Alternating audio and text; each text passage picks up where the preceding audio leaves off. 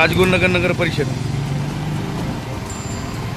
जिल्हाधिकाऱ्यांनी रात्री सांगितलं होतं की बाबा पाऊस जोराचा होणार आहे घाटमाथ्यावरती आणि प्रत्येक प्रशासन आमचं सज्ज आहे, म्हणजे महानगरपालिका असन, नगरपालिका असन, नगर परिषद असन किंवा मग ग्रामपंचायत असेल. आता इथं ड्रेनेजचं काम चालू आहे. हे ड्रेनेज पूर्ण भरलेलं आहे. पुढं पाणी काढून द्यायला जागा नाही, कारण पुढं रोडचं काम चालू आहे. आता हा पूर्णतः पाण्याचा लोट आणि अक्षरशः दुकानांनी लोकांचे पाणी गेलेले आहे. बघा, दुकानांनी पाणी शिरलेले आहे. पावसाळ्यात कामं काढल्यामुळे सगळा प्रॉब्लेम झालेला आहे.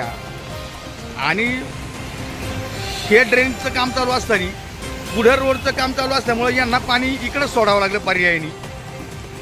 त्यामुळं अक्षरशः इथं शाळा आहे, या शाळेची लहान मुलं शाळेत येणार आहे. निदान त्यांना ड्रेनेज लाईनचा खड्डा कमीत कमी 8 ते 10 फूट खोल आहे, म्हणजे अक्षरशः लहान मुलं त्यात आघात होऊ शकतो.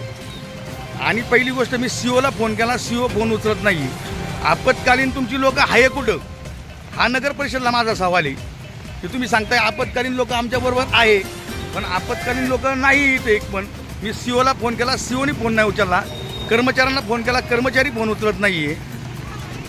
आणि पाण्याच्या अक्षरशः ह्या कामामुळं अक्षरशः लोकांना नाहक त्रास झालेला आहे.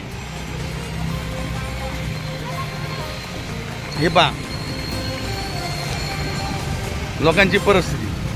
आपत्कालीन लोक महानगरपालिकेची नाही हेच मला सांगायचं या गोष्टीवरती. आणि ह्या ड्रेनेज लाईनचं पाणी इकडं रोड असल्यामुळं त्यांना तिकडे खाली सोडता येत नाही असं त्यांची तक्रार आहे.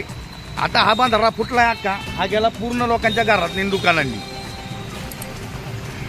माझी कळकळची विनंती आहे की ताबडतोब हे काम झालं पाहिजे, हाच विषय. आणि आपत्कालीन व्यवस्था इथं एक पण नाही, कर्मचारी एक पण नाहीये. अक्षरशः लोकांना जीव मुठीत घेऊन जावं लागतंय.